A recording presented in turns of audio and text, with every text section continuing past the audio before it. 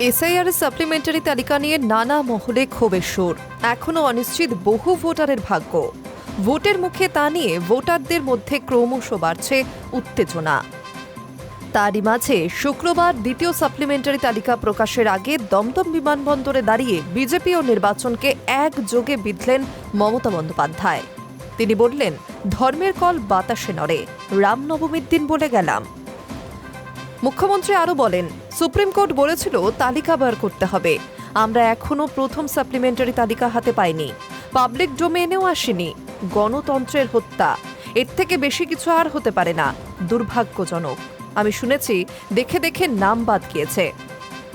সুতির একটি ব্লকে, বসিরহাটের একটি বুথে বাদ দেওয়া হয়েছে। এসব কে করেছে, কারা করেছে?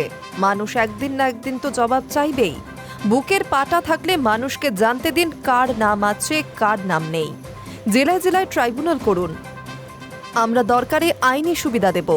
কমিশনকে সুপার হিটলার কটাক্ষ করেন মুখ্যমন্ত্রী মমতা বন্দ্যোপাধ্যায়। তিনি আরও বলেন, বিজেপির ভ্যানিশের ওয়াশিং মেশিন, এরা গণতন্ত্রকে ভ্যানিশ করে দিচ্ছে। মানুষের অধিকার ভ্যানিশ করে দিয়েছে। ওদের দেখলে আমার ঘৃণা হয়, লজ্জা হয়। বাংলার প্রত্যেক মানুষ জবাব দেবে। মানুষের ভোটাধিকার কেড়ে নিয়ে ভোট করবে, আর সবকিছু মানুষ সহ্য করবে। ধর্মের কল বাতাসে নড়ে, রামনবমীর দিন বলে গেলাম। গ্যাস সংকট প্রসঙ্গে মমতা আরও বলেন, প্রথমে তো হাজার হাজার টাকা বাড়িয়েছে, শুল্ক কমানো মানে কি দাম কমবে? গ্যাসের দাম আগে তো কমুক, লোকে গ্যাস পাক, আমি এটাই চাই, যেন কারো কোনো অসুবিধা না হয়। তিনি আরও বলেন, 10 লক্ষ ভোট যে ভোটের ডিউটি করতে আসবে, তাদের জন্য গ্যাস দিতে গিয়ে যেন সাধারণ মানুষের সমস্যা না হয়। কেরোসিন রেশনের মাধ্যমে পাবেন। এদিকে এদিন সন্ধে মোদির বৈঠক বিভিন্ন রাজ্যের মুখ্যমন্ত্রীদের সঙ্গে।